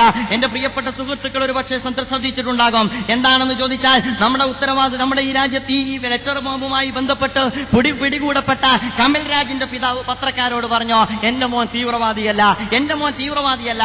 എന്നിട്ട് അദ്ദേഹം പറഞ്ഞ ന്യായം എന്താണെന്നറിയാമോ? എന്റെ മോൻ തീവ്രവാദിയല്ല, അവൻ നമസ്കരിക്കാറില്ല, അവൻ നോമ്പനുഷ്ഠിക്കാറില്ല, അവൻ അതുപോലുള്ള യാതൊരു കർമ്മവും നിർവഹിക്കാറില്ല. താടി വെക്കുന്നവനും തലപ്പാവ് വെക്കുന്നവനും നമസ്കാര താമ്പുള്ളവനും തീവ്രവാദിയാണെന്ന് വിദ്യാഭ്യാസം നൽകുവാൻ ഇടതുപക്ഷ ഗവൺമെന്റിന് സാധിച്ചു എന്നതിലപ്പുറം എന്താണ് ഈ ഭീകരവേട്ട കൊണ്ട് ന്യൂനപക്ഷ സമൂഹത്തിന് നൽകാൻ കഴിഞ്ഞത് എന്ന് വളരെ ഗൗരവത്തോടു കൂടി ആലോചിക്കുവാൻ ഉത്തരവാദിത്തപ്പെട്ട ആളുകൾ സന്നദ്ധമാകണം. എന്റെ പ്രിയപ്പെട്ട സുഹൃത്തുക്കൾ അറിയേണ്ടതുണ്ട്, ഇത് ആർക്കാണ് ഊറ്റം നൽകുന്നത് എന്ന്, ഇതാർക്കാണ് ഗുണം നൽകുന്നത് എന്ന്. ഇവിടെ യഥാർത്ഥത്തിൽ ഈ രാജ്യത്ത് ഇത്തരത്തിലുള്ള ഭീകരവേട്ടയിലൂടെ അരക്ഷിതാവസ്ഥ സൃഷ്ടിക്കുന്ന ആളുകൾ ആഗ്രഹിക്കുന്നത് ഈ രാജ്യത്തെ അരക്ഷിതാവസ്ഥയിലേക്ക് നയിക്കാൻ ആഗ്രഹിക്കുന്ന തീവ്രവാദ പ്രസ്ഥാനങ്ങൾക്കാണ് എന്ന ബുദ്ധിയെങ്കിലും ഉത്തരവാദിത്തപ്പെട്ട പോലീസ് ഉദ്യോഗസ്ഥന്മാർക്ക് ഉണ്ടാകേണ്ടിയിരുന്നു. അതാണ് ഞാൻ പറയുന്നത്. നിങ്ങളുടെ ശാസ്ത്രീയത കളിയാക്കപ്പെട്ടിരിക്കുന്നു എന്ന്, നിങ്ങളുടെ ശാസ്ത്രീയത ചോദ്യം ചെയ്യപ്പെട്ടിരിക്കുന്നു എന്ന് പ്രധാനമന്ത്രി രാത്രിയുടെ അന്ത്യയാമങ്ങളിൽ തലസ്ഥാന നഗരിയിൽ കുരുക്കിൽ കുടുങ്ങിയതുകൊണ്ട് മാത്രമല്ല, യഥാർത്ഥത്തിൽ ഇത്തരത്തിലുള്ള ഒരുപാട് ബൂമറാങ് പ്രചരിപ്പിക്കുന്നത് കൊണ്ട് അതിന്റേതായ ഗുണം ലഭിക്കുന്നത് ആർക്ക് എന്ന് തിരിച്ചറിയുവാനുള്ള അകക്കണ്ണ് നമ്മുടെ ഉത്തരവാദിത്തപ്പെട്ട പോലീസ് ഉദ്യോഗസ്ഥന്മാർക്കില്ല, ഭരണകൂടത്തിനില്ല. ഭരണകൂടത്തോടും ഞാൻ പറയുന്നു, നിങ്ങൾ എവിടേക്കാണ് കേരളത്തെ കൊണ്ടുപോകാൻ ആഗ്രഹിക്കുന്നത്? ബഹുസ്വരത്വം നിലനിൽക്കുന്ന, മതസൗഹാർദ്ദം നിലനിൽക്കുന്ന, പലപ്പോഴും ഒരു തീപ്പൊരി വീണാൽ അത് വലിയൊരു അഗ്നിജ്വാലയായി ഉയർന്നു എന്നിട്ട് തെരുവുകളെ നക്കിത്തുടക്കുന്ന വർഗീയ കലാപങ്ങൾക്ക് ഇന്ന് വരെ ഇടം നൽകാത്ത കേരളത്തിന്റെ തെരുവോരങ്ങളെ ഭീകരവേട്ടയുടെ പേരിൽ പരസ്പരം സംശയമുണ്ടാക്കുകയും എന്നിട്ട് സൗഹാർദ്ദത്തിന് കോട്ടം തട്ടിക്കുന്ന സ്വഭാവത്തിൽ രാജ്യത്തെ മുന്നോട്ട് കൊണ്ടുപോവുകയും ചെയ്യുന്ന നിങ്ങൾ കേരളത്തെ എങ്ങോട്ടാണ് നയിക്കുന്നത് എന്ന് ചോദിക്കുവാൻ ഈ സന്ദർഭം ഞാൻ ആഗ്രഹിക്കുകയാണ്. ഇത് യഥാർത്ഥത്തിൽ ഗുണം നൽകുന്നത് ഇരു വിഭാഗത്തിലും പെട്ട തീവ്രവാദികൾക്കാൻ, ഭൂരിപക്ഷ ന്യൂനപക്ഷ തീവ്രവാദികൾക്കാൻ വടിവാളുകൊണ്ടും അതുപോലെ തന്നെ വാരിക്കുന്തം കൊണ്ടുമല്ല ഈ രാജ്യത്ത് സമാധാനം ഉണ്ടാക്കുക എന്ന് നിങ്ങൾ മനസ്സിലാക്കേണ്ടതുണ്ട്. അതുകൊണ്ട് അതുപോലെ തന്നെ മുളക് പൊടി കൊണ്ടും മുളവടി കൊണ്ടുമല്ല യഥാർത്ഥത്തിൽ അതിനെ പ്രതിരോധിക്കേണ്ടത് എന്ന് ഈ രാജ്യത്ത് മെഴുകുതിരിവട്ടത്തിലിരിക്കുന്ന ആളുകൾ മനസ്സിലാക്കേണ്ടതുണ്ട്. പല ആളുകളും ചോദിച്ചു പോകുന്നുണ്ട്, എന്നിട്ടിപ്പെന്തായി? ആ ചോദ്യം സ്വന്തത്തോട് ചോദിക്കണമെന്നാണ് എനിക്ക് പറയുവാനുള്ളത്. മാറാടിന്റെയും നാദാപുരത്തിന്റെയും ഒരുപാട് കരകാണ കണ്ണീർ കടലിൽ കടന്നുകൊണ്ട് ഒരു സമുദായം മറയുമ്പോൾ ആ സമുദായത്തോട് പ്രകോപനപരമായ സമീപനം സ്വീകരിച്ചുകൊണ്ട് സഹവർത്തിത്വത്തിന്റെയും സാഹോദര്യത്തിന്റെയും പാതയിൽ നിന്ന് തീവ്രവാദത്തിന്റെ പാതയിലേക്ക് കാലെടുത്തു വെക്കുവാൻ ആഹ്വാനം ചെയ്യുന്നവരോട് ചോദിക്കട്ടെ, നിങ്ങളുടെ പ്രസക്തി എന്താണ് കൊച്ചു കേരളത്തിൽ നിന്ന്? അഥവാ ഈ രാജ്യത്ത് ഈ അർത്ഥത്തിൽ എരിവിൽ മുളവ് തേക്കുന്ന സമീപനവും എന്റെ പ്രിയപ്പെട്ട സമുദായം തിരിച്ചറിയണമെന്നാണ് വളരെ വിനയത്തോടുകൂടി ഈ സന്ദർഭത്തിൽ എനിക്ക് സൂചിപ്പിക്കുവാനുള്ളത്. അഥവാ അതല്ല പരിഹാരമെന്ന് തിരിച്ചറിയുവാൻ എന്റെ പ്രിയപ്പെട്ട സുഹൃത്തുക്കൾ മുന്നോട്ട് വരേണ്ടതുണ്ട് എന്ന് ഈ സന്ദർഭത്തിൽ സൂചിപ്പിക്കുവാൻ ഞാൻ ആഗ്രഹിക്കുകയാണ്. അതുപോലെ തന്നെ രാഷ്ട്രീയക്കാരുടെ ഒരു രീതിയുണ്ട്, അഥവാ രാഷ്ട്രീയ രംഗത്തുള്ളവർ പറയുന്നു മത തീവ്രവാദം. ഞാൻ പറയുന്നു മതത്തിന്റെ ബോംബും അപകടകരമാണ്, അതുപോലെ തന്നെ രാഷ്ട്രീയത്തിന്റെ ബോംബും അപകടകരമാണ്. ഓഫീസുകളിൽ ഞങ്ങൾക്ക് ബോംബ് വെക്കാം, അതുപോലെ തന്നെ ഞങ്ങൾക്ക് പാർട്ടി ഗ്രാമങ്ങളാകാം, അതുപോലെ തന്നെ ഞങ്ങൾക്ക് ശുദ്ധ ഫാസിസ്റ്റ് സമീപനത്തിൽ ഇടപെടാം, അതേപോലെ തന്നെ മതത്തിന്റെ ബോംബ് മാത്രമാണ് അപകടകരമെന്ന കാഴ്ചപ്പാടിനും സോളിഡാരിറ്റി ശക്തമായ എതിരാണ്. അഥവാ ഇരു ബോംബുകളും സമാധാനം തകർക്കുന്ന ഒന്നാണ്. മറിച്ച് ഈ രാജ്യത്തെ സംബന്ധിച്ചിടത്തോളം ആയുധം കൊണ്ടല്ല സംസാരിക്കേണ്ടത്, മറിച്ച് ആശയത്തിന്റെ പിൻബലത്തിൽ സംസാരിക്കാൻ കഴിയണം. സോളിഡാരിറ്റി സംസാരിക്കുന്നതാണ്, ആഗോളതലത്തിൽ തന്നെ ഇസ്ലാമിക സമൂഹം സംസാരിക്കുന്നതാണ്. ബുഷിന്റെ ഭാഷയിൽ നിങ്ങൾ സംവദിക്കുന്നുവോ, മെജാദിന്റെ ഭാഷയിൽ നിങ്ങൾ സംവദിക്കുന്നുവോ എന്നതാണ് ഞങ്ങളുടെ ചോദ്യം. ഞങ്ങൾ സംവദിക്കുന്നു ആശയത്തെ മുന്നിൽ വെച്ചുകൊണ്ട്. നേരെ മറിച്ച് ബുഷിന്റെ ഭാഷയിലാണ് ചിലർ സംവദിക്കാൻ ആഗ്രഹിക്കുന്നത്. രാഷ്ട്രീയ പാർട്ടികൾക്ക് ഈ രാജ്യത്തെ ന്യൂനപക്ഷ ഭൂരിപക്ഷ അല്ലെങ്കിൽ തീവ്രവാദത്തെയും പ്രതിതീവ്രവാദത്തെയും വർഗീയതയെയും പ്രതിവർഗീയതയെയും പാലൂട്ടി വളർത്തിയതിൽ നിഷേധിക്കാനാവാത്ത പങ്കുണ്ട് എന്ന് ആരോപിക്കുമ്പോൾ ആ ആരോപണത്തെ നിഷേധിക്കുവാൻ ഒരുത്തനും സാധ്യമല്ല എന്നാണ് എനിക്ക് പറയുവാനുള്ളത്. ഇതെല്ലാം കഴിയുമ്പോൾ ഭീകരവേട്ടയെ കുറിച്ച് വേറെ ഒരു പ്രസ്താവന, അത് വരുന്നത് ഒരിക്കലും കോർട്ടിൽ നിന്നല്ല, സാക്ഷാൽ ഖദറിനകത്ത് നിന്നാണ് വരുന്നത്. എന്റെ നാട്ടിലെ ഒരു MLA-ക്ക് വെളിപാട് കിട്ടി. ആ വെളിപാട് എന്താണെന്ന് അറിയണ്ടേ? അഥവാ ഈ രാജ്യത്തെ സംബന്ധിച്ചിടത്തോളം തീവ്രവാദം മുഴുവൻ വരുന്നത് മുസ്ലിം സമുദായത്തിന്റെ ഭാഗത്ത് നിന്നാണ് എന്ന് അദ്ദേഹത്തെ കുറിച്ച് അറിയുന്നവർക്കറിയാം. അദ്ദേഹത്തെ സംബന്ധിച്ചിടത്തോളം അല്പം വൈകിപ്പോയതാണ്. അദ്ദേഹം ഇടയ്ക്കിടയ്ക്ക് പറയാറുണ്ട്, അദ്ദേഹം സമുദായത്തിന്റെ തോളിലിരുന്ന് എന്നിട്ട് സമുദായത്തിന്റെ പിന്തുണയോടുകൂടെ അങ്ങേര് തലസ്ഥാന നഗരിയിലെത്തും. എത്തുന്നത് വരെ അദ്ദേഹത്തിന് ഒരു പ്രശ്നവുമില്ല. എത്തി എന്നിട്ട് നിയമസഭയിൽ ഒരു സീറ്റ് ഭദ്രമായി എന്ന് പറഞ്ഞാൽ പിന്നീട് അദ്ദേഹത്തിന്റെ വർത്തമാനമാണ്. അദ്ദേഹത്തിന് ഒരുപാട് യോഗ്യതകളുണ്ട്. ആ യോഗ്യതയുടെയൊക്കെ പ്രത്യേകത എന്ന് പറഞ്ഞാൽ മലപ്പുറം ജില്ല എന്ന ഒരു ജില്ല രൂപീകരിച്ചപ്പോൾ അതിനെതിരെ ശക്തമായി പ്രകടനം നടത്തിയ പാരമ്പര്യം അദ്ദേഹത്തിനുണ്ട്. അത് കഴിഞ്ഞിട്ട് തീർന്നിട്ടുണ്ടോ? ഇല്ല. അതുപോലെ തന്നെ ശരീഅത്ത് വിവാദത്തിന്റെ ഘട്ടത്തിൽ ഈ സമുദായത്തിനകത്ത് അദ്ദേഹം യഥാർത്ഥത്തിൽ ശരീഅത്ത് വിവാദത്തിലും സംഘപരിവാറിനോടൊപ്പം നിന്നു.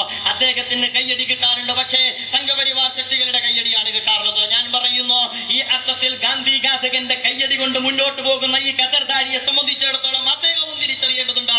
ഈ അർത്ഥത്തിലുള്ള സമീപനവുമായിട്ട് മുന്നോട്ട് പോയാൽ സമുദായം യഥാർത്ഥത്തിൽ കുടഞ്ഞ് താഴെയിടുമെന്ന് മാത്രമാണ് എനിക്ക് പറയുവാനുള്ളത്. അതിനുള്ള ആർജവം ഈ രാജ്യത്തെ സമുദായ രാഷ്ട്രീയ പ്രസ്ഥാനവും കാണിക്കണം. എവിടെ ഇരുന്നിട്ടാണ് സംസാരിക്കുന്നത് അറിയാമോ? യഥാർത്ഥത്തിൽ സമുദായത്തിന്റെ കോളിൽ കയറി ഇരുന്നിട്ട്, എന്നിട്ട് കൈപ്പത്തി ഉയർത്തിക്കാട്ടിയിട്ട്, എന്നിട്ട് മുസ്ലിം സമുദായത്തിന്റെ വോട്ട് വാങ്ങിയിട്ട്, എന്നിട്ട് നിയമസഭയിലെത്തിയിട്ട് ആ സമുദായത്തിന്റെ തോളിലിരുന്ന് ചെവി തിന്നുമ്പോൾ ചിന്തിന്നല്ല സഹോദര എന്ന് പറയുവാനുള്ള ആർജവം സമുദായ രാഷ്ട്രീയ പ്രസ്ഥാനത്തിന്റെ ഭാഗത്ത് നിന്നും ഉണ്ടാകേണ്ടതുണ്ട് എന്നാണ് എനിക്ക് പറയുവാനുള്ളത്. ഞാൻ അവസാനിപ്പിക്കുകയാണ്. എന്റെ പ്രിയപ്പെട്ട സുഹൃത്തുക്കളോട് അവസാനം ഞാൻ പറയുന്നു, യഥാർത്ഥത്തിൽ ഇസ്ലാമിക ദർശനത്തിന്റെ അടിത്തറയിൽ നിന്നുകൊണ്ട് ആഗോളതലത്തിൽ തന്നെ രൂപപ്പെട്ടു വന്നുകൊണ്ടിരിക്കുന്ന യൂഗോ ചാവേസും അതുപോലെ തന്നെ അഹമ്മദ് നജാദും കൈകോർക്കുന്ന ഒരു സാഹചര്യം, അതുപോലെ തന്നെ ഈ രാജ്യത്ത് ആഗോളതലത്തിൽ തന്നെ കമ്മ്യൂണിസ്റ്റുകളും അതുപോലെ തന്നെ ഈ രാജ്യത്ത് ഇസ്ലാമിസ്റ്റുകളും കൈകോർക്കുന്ന ഒരു സാഹചര്യം, ആ ആഗോള സാഹചര്യത്തോട് പുറംതിരിഞ്ഞു നിന്നുകൊണ്ട് നിക്ഷിപ്ത താല്പര്യത്തിന് വേണ്ടി ഈ രാജ്യത്ത് നയനിലപാടുകളിൽ വൈകല്യങ്ങൾ സംഭവിച്ചുകൊണ്ടിരിക്കുന്ന ഇടതുപക്ഷം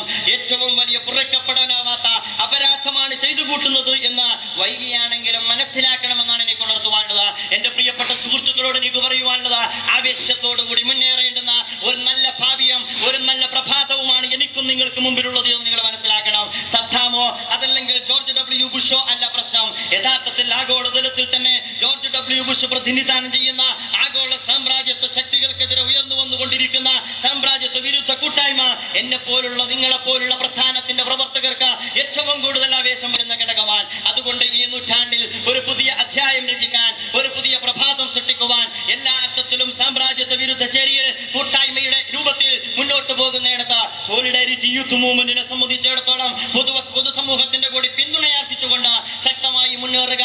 ശക്തമായുള്ള നമ്മുടെ മുന്നേറ്റത്തിൽ തീർച്ചയായിട്ടും ദൈവത്തിന്റെ സഹായം ഉണ്ടാകും. ആ അർത്ഥത്തിലുള്ള മുന്നേറ്റത്തിന് ദൈവം തമ്പുരാൻ നമ്മെ തുണക്കട്ടെ എന്ന് പ്രാർത്ഥിച്ചുകൊണ്ട് സോളിഡാരിറ്റിയുടെ വിപ്ലവാഭിവാദ്യങ്ങൾ നേർന്നുകൊണ്ട് ഞാൻ എന്റെ വാക്കുകൾക്ക് വിരാമം ഇടുന്നു. നന്ദി റസാഖ് പാലേരി. എല്ലാവർക്കും നന്ദി അറിയുകയാണ്. വളരെ സന്തോഷകരമായ സ്വഭാവത്തിൽ ഈ പരിപാടി ഇവിടെ സമാപിക്കുകയാണ്. അൽഹംദുലില്ലാ. 1-2 അറിയിപ്പുകളുള്ളത്.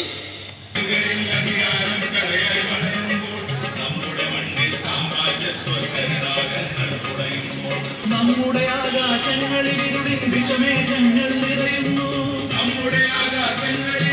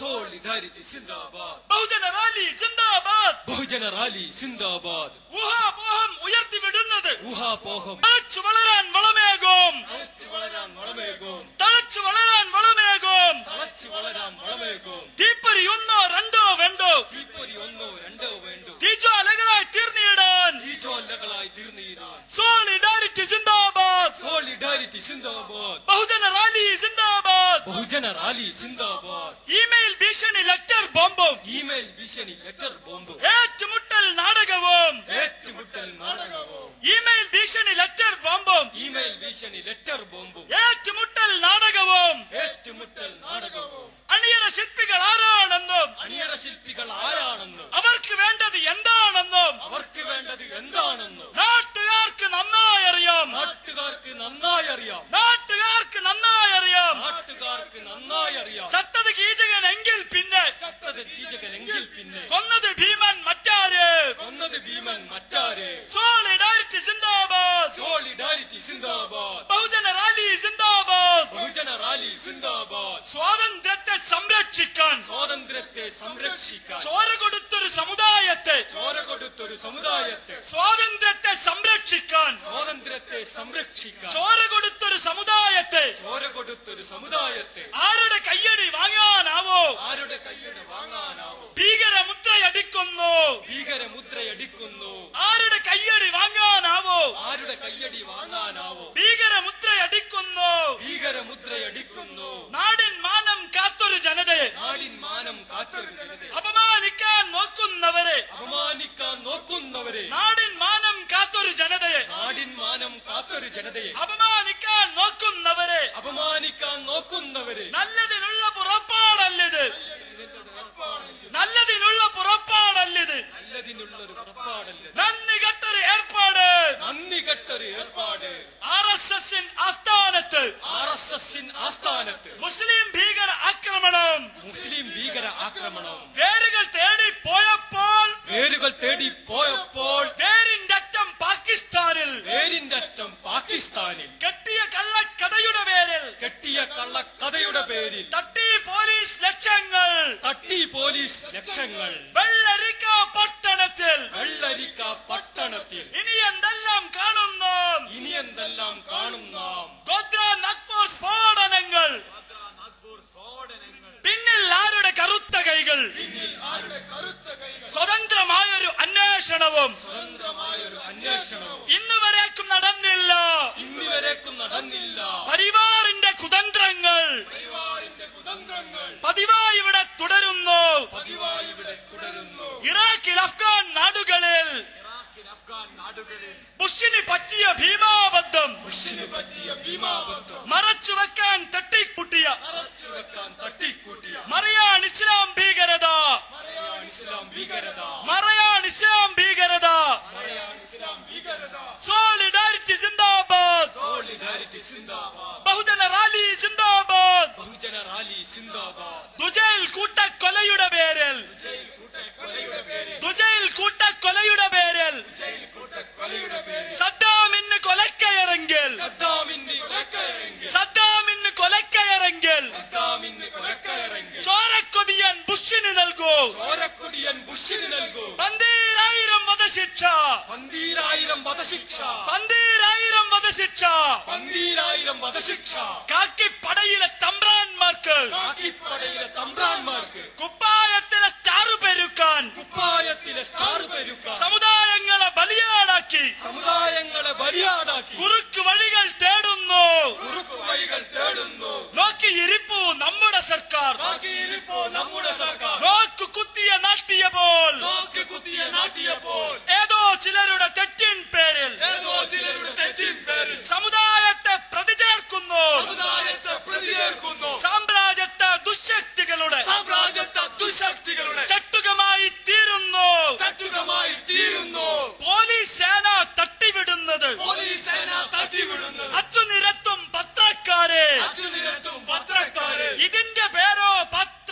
പത്രധർമ്മം, ഇതിന്റെ പേരോ പത്രധർമ്മം, ഇതിന്റെ പേരോ ജേർണലിസം, ഇതിന്റെ പേരോ ജേർണലിസം. നെഞ്ചു വിരിച്ച് പ്രതിരോധിക്കും, നെഞ്ചു വിരിച്ച് പ്രതിരോധിക്കും സാമ്രാജ്യത്തെ തിട്ടൂരങ്ങളെ, സാമ്രാജ്യത്തെ തിട്ടൂരങ്ങളെ. നെഞ്ചു വിരിച്ച് പ്രതിരോധിക്കും, നെഞ്ചു വിരിച്ച് പ്രതിരോധിക്കും പോരാളികളെ പ്രസ്ഥാനങ്ങളെ, പോരാളികളെ പ്രസ്ഥാനങ്ങളെ, പോരാളികളെ പ്രസ്ഥാനങ്ങളെ, പോരാളികളെ പ്രസ്ഥാനങ്ങളെ. ഭീകരരാക്കും മറിമായങ്ങൾ, ഭീകരരാക്കും മറിമായങ്ങൾ, ഭീകരരാക്കും മറിമായങ്ങൾ, ഭീകരരാക്കും മറിമായങ്ങൾ. സോളിഡാരിറ്റി സിന്ദാബാദ്, സോളിഡാരിറ്റി സിന്ദാബാദ്, ബഹുജന റാലി സിന്ദാബാദ്, ബഹുജന റാലി സിന്ദാബാദ്. സമ്രാക്കന്മാർ നാട് കുട്ടിച്ചോറാക്കുന്നു, നാട് കുട്ടി ചോറാക്കുന്നു. പ്രതിഷേധിക്കുക, പ്രതികരിക്കുക, പ്രതിഷേധിക്കുക, പ്രതികരിക്കുക. സോളിഡാരിറ്റി സിന്ദാബാദ്, സോളിഡാരിറ്റി സിന്ദാബാദ്, ബഹുജന റാലി സിന്ദാബാദ്. ബഹുജന റാലി സിന്ദാബാദ്. മലയാളത്തിൻ മതസൗഹാർദ്ദം മലയാളത്തിൽ മതസൗഹാർദ്ദം തച്ചു തകർക്കും ദുശക്തികളെ, തച്ചു തകർക്കും ദുശക്തികളെ. ഭീകരവാദ പേരു പറഞ്ഞ് ഭീകരവാദ പേര് പറഞ്ഞ് സമുദായങ്ങളെ തമ്മിലകറ്റി, സമുദായങ്ങളെ തമ്മിലകറ്റി ലാഭം കൊയ്യാൻ നോക്കുന്നവരെ, ലാഭം കൊയ്യാൻ നോക്കുന്നവരെ നിങ്ങൾക്കെതിരെ ഉയരുന്നു, നിങ്ങൾക്കെതിരെ ഉയരുന്നു കേരളത്തിൻ യുവശക്തി, കേരളത്തിൻ യുവശക്തി. ഇൻക്ലാബ് സിന്ദാബാദ്. ബഹുജന റാലി സിന്ദാബാദ്. ഇമെയിൽ ഭീഷണി, ലെറ്റർ ബോംബ്, ഇമെയിൽ ഭീഷണി, ലെറ്റർ ബോംബ്. പിന്നിൽ മുസ്ലിം ഭീകരത, പിന്നിൽ മുസ്ലിം ഭീകരത, അച്ചുനിരത്തി പത്രക്കാരും അച്ചൽക്കാരും നേരെന്തെന്ന് തെളിഞ്ഞപ്പോഴോ നേരെന്തെന്ന് തെളിഞ്ഞപ്പോഴോ പ്രതികൾക്കെല്ലാം ഭ്രാന്താണത്രേ, പ്രതികൾക്കെല്ലാം ഭ്രാന്താണത്രേ. ഊഹാപോഹം ഉയർത്തിവിടുന്നത്, ഊഹാപോഹം ഉയർത്തിവിടുന്നത് സൗഹാർദ്ദത്തിനുതകില്ല, സൗഹാർദ്ദത്തിന് ഉതകില്ല. തീവ്ര ഭീകരവാദികൾക്ക് തീവ്ര ഭീകരവാദികൾക്ക് തഴച്ചു വളരാൻ വളമേകും, തയ്ച്ചു വളരാൻ വളമേകും. തീപ്പരി ഒന്നോ രണ്ടോ വേണ്ടു, തീപരി ഒന്നോ രണ്ടോ വേണ്ടു, തീജ്വാലകളായി തീർന്നിടാൻ, തീജ്വാലകളായി തീർന്നിടാൻ. ഇമെയിൽ ഭീഷണി, ലെറ്റർ ബോംബും, ഇമെയിൽ ഭീഷണി, ലെറ്റർ ബോംബ്, ഏറ്റുമുട്ടൽ നാടകവും, ഏറ്റുമുട്ടൽ നാടകവും. അണിയറ ശില്പികൾ ആരാണെന്നും അണിയറ ശില്പികൾ ആരാണെന്ന്, അവർക്ക് വേണ്ടത് എന്താണെന്നും അവർക്ക് വേണ്ടത് എന്താണെന്ന് നാട്ടുകാർക്ക് നന്നായി അറിയാം. നാട്ടുകാർക്ക് നന്നായി അറിയാം. ചത്തത് കീചകനെങ്കിൽ പിന്നെ ചത്തത് ഭീകരനെങ്കിൽ പിന്നെ കൊന്നത് ഭീമൻ മറ്റാര്, കൊന്നത് ഭീമൻ മറ്റാര്. സോളിഡാരിറ്റി സിന്ദാബാദ്. സോളിഡാരിറ്റില്ല. പരിവാറിന്റെ കുതന്ത്രങ്ങൾ പരിവാറിന്റെ കുതന്ത്രങ്ങൾ പതിവായി ഇവിടെ തുടരുന്നു. അതിയായി ഇവിടെ തുടരുന്നു. ഇറാഖിൽ, അഫ്ഗാൻ നാടുകളിൽ ഇറാഖിൽ, അഫ്ഗാൻ നാടുകളിൽ ബുഷിന് പറ്റിയ ഭീമാബദ്ധം, ബുഷിന് പറ്റിയ ഭീമാബദ്ധം. റാലി സിന്ദാബാദ്, ബഹുജന റാലി സിന്ദാബാദ്. ബഹുജന റാലി സിന്ദാബാദ്. ദുജയിൽ കൂട്ടക്കൊലയുടെ പേരിൽ, ഉജയിൽ കൂട്ട കൊലയുടെ പേരിൽ സദ്ദാമിന് കൊലക്കയറെങ്കിൽ സർക്കാരിന്റെ കൊലക്കയറെങ്കിൽ ചോരക്കൊതിയൻ ബുഷിന് നൽകൂ, ചോരക്കൊതിയൻ ബുഷിന് നൽകും. 12,000 വധശിക്ഷ. 12,000 വധശിക്ഷ. ദുജയിൽ കൂട്ടക്കൊലയുടെ പേരിൽ, ഉജയിൽ കൂട്ട കൊലയുടെ പേരിൽ സദ്ദാമിന് കൊലക്കയറെങ്കിൽ സദ്ദാമിന് കൊലക്കയറെങ്കിൽ ചോരക്കൊതിയൻ ബുഷിന് നൽകൂ, ചോരക്കൊതിയൻ ബുഷിന് നൽകും. 12,000 വധശിക്ഷ. 12,000 വധശിക്ഷ ലഭിക്കുന്നു. നാടിൻ മാനം കാത്തൊരു ജനതയെ, നാടിൻ മാനം കാത്തൊരു ജനതയെ. പിന്നിൽ മുസ്ലിം ഭീകരത ആഘോഷിച്ചു ചാനലുകാരും. നേരെന്തെന്ന് തെളിഞ്ഞപ്പോഴോ, നേരെന്തെന്ന് തെളിഞ്ഞപ്പോഴോ, നേരെന്തെന്ന് തെളിഞ്ഞപ്പോഴോ, നേരെന്തെന്ന് തെളിഞ്ഞപ്പോഴോ പ്രതികൾക്കെല്ലാം ഭ്രാന്താണത്രേ, പ്രതികൾക്കെല്ലാം ഭ്രാന്താണത്രേ, പ്രതികൾക്കെല്ലാം ഭ്രാന്താണത്രേ, പ്രതികൾക്കെല്ലാം ഭ്രാന്താണത്രേ. ഇൻക്ലാബ് സിന്ദാബാദ്, ഇൻക്ലാബ് സിന്ദാബാദ്, ബഹുജന റാലി സിന്ദാബാദ്, ബഹുജന റാലി സിന്ദാബാദ്. ദുജയിൽ കൂട്ടക്കൊലയുടെ പേരിൽ, ദുജയിൽ കൂട്ടക്കൊലയുടെ പേരിൽ, ദുജയിൽ കൂട്ടക്കൊലയുടെ പേരിൽ, ദുജയിൽ കൂട്ടക്കൊലയുടെ പേരിൽ സദ്ദാമിന് കൊലക്കയറെങ്കിൽ, സദ്ദാമിന് കൊലക്കയറെങ്കിൽ, സദ്ദാമിന് കൊലക്കയറെങ്കിൽ സദ്ദാമിന് കൊതിയൻ ബുഷിന്